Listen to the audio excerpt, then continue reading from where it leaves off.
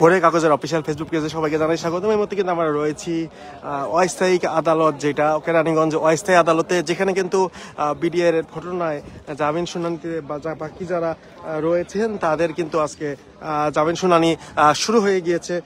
ইতিমধ্যে আপনাদেরকে দেখানোর চেষ্টা করছিলাম।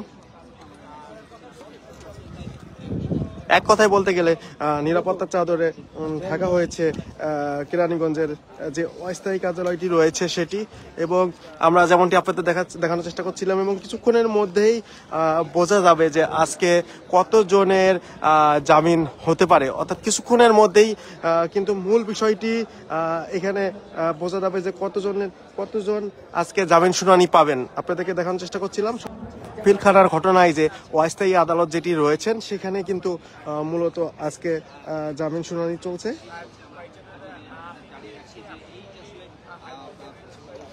এবং আর অল্প কিছুক্ষণ পর যেমনটি আমরা জানতে পেরেছি 12টা থেকে 1টার ভিতর, এই সময়ের ভিতরেই কিন্তু মূলত বোঝা যাবে যে আজকে কতজনের জামিন শুনানি হতে পারে।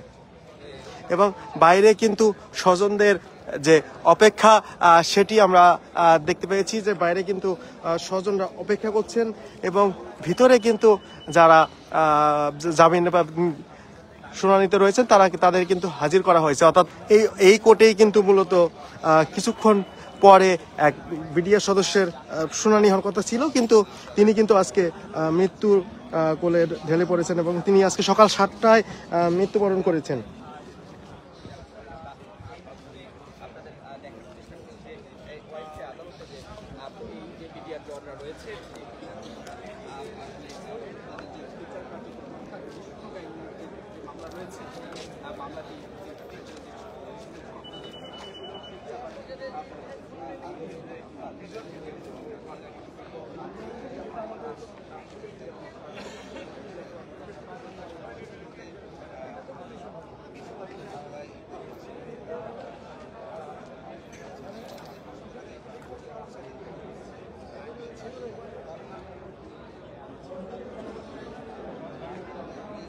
আপনাদেরকে দেখানোর চেষ্টা করছিলাম কেরানীগঞ্জ থেকে সবশেষ যে অবস্থায়। আমরা যদি একটু দেখানোর চেষ্টা করি, এখানেও কিন্তু প্রচুর পরিমাণ যারা জেলবন্দি রয়েছে তারা কিন্তু সকলকে দেখছেন, এবং আপনাদেরকে যেমনটি দেখানোর চেষ্টা করছিলাম নিরাপত্তা চাদরের যে বিষয়টি, সেটি কিন্তু এক কথায় বলতে গেলে নিরাপত্তা চাদরে ঢাকা হয়েছে পুরা কেরানীগঞ্জের কারাগার এলাকা, অর্থাৎ অস্থায়ী কোর্ট যেখানে বসে সেটি কিন্তু আমরা আপনাদেরকে দেখানোর চেষ্টা করছিলাম, যে পুরা অস্থায়ী কার্যালয়ের যে অবস্থানটি সেটি। এবং আর অল্প কিছুক্ষণ পরে, অর্থাৎ আজকে 12টা থেকে 1টা নাগাদ সময়ের ভিতরেই কিন্তু মূলত বোঝা যাবে যে কতজনের আজকে জামিন শুনানি হতে পারে।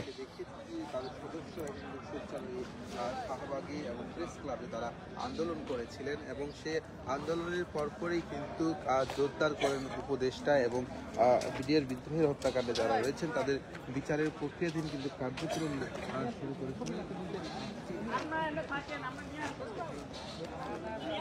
এবং আর অল্প কিছুক্ষণের মধ্যেই কিন্তু মুক্তির যে বিষয়টি, অর্থাৎ আজকে কতজন বিডিআর সদস্য জামিন পেয়েছেন সেটি বিষয়ে কিন্তু সবকিছু বোঝা যাবে আর অল্প কিছুক্ষণ পরে, অর্থাৎ 12টা থেকে 1টা নাগাদ এই সময়ের ভিতরেই কিন্তু মুক্তির বিষয়ে যে সিদ্ধান্তটি সেটি জানা যাবে। আপনাদেরকে যেমনটি দেখানোর চেষ্টা করছিলাম, সরাসরি যুক্ত করেছি ভোরের কাগজের অফিসিয়াল ফেসবুক পেজে, দেখানোর চেষ্টা করছিলাম সবশেষ যে অবস্থার মধ্যে রয়েছে বিডিআর এর ঘটনায় শুনানি সবশেষ অবস্থানটি, এবং শুনানির যে বিষয় সেটি কিন্তু শুরু হয়ে গিয়েছে।